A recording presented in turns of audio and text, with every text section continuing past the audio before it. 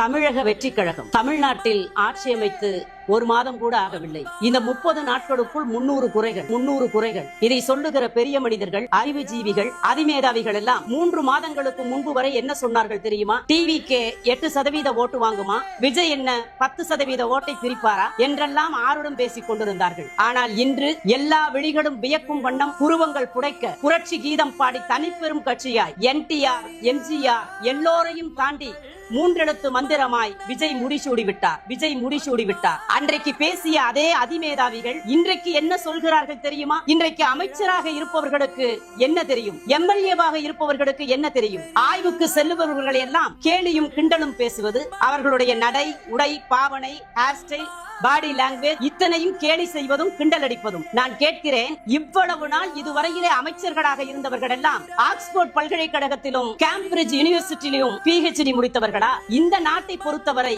எல்லோரும் ஓர் குலம், எல்லோரும் ஓர் இனம், எல்லோரும் இந்திய நாட்டின் மக்கள், எல்லோரும் இந்நாட்டு மன்னர்கள் தான். இங்கே விமான ஓட்டியாக இருந்தாலும் சரி, விவசாய கூலியாக இருந்தாலும் சரி, முடிவெடுக்கும் அதிகாரியாக இருந்தாலும் சரி, முடிதிருத்தும் கலைஞனாக இருந்தாலும் சரி, அனைவரும் சமம். ஜனாதிபதி பதவியிலே இருந்து வார்டு கவுன்சிலர் வரை அத்துணை பதவிகளை அடைவதற்கும் இங்கே அனைவருக்கும் உரிமை இருக்கிறது. நாம் வாழ்வதற்காக பிறந்தவர்கள் மட்டுமல்ல, ஆள்வதற்காகவும் பிறந்தவர்கள். அந்த அடிப்படையிலே பிறப்புக்கும் எல்லா உயிர்க்கும் என்ற உயரிய தத்துவத்தோடு ஆட்சி அமைத்து வழிநடத்தி கொண்டிருக்கிற தமிழ்நாடு மாண்புமிகு முதலமைச்சர் C.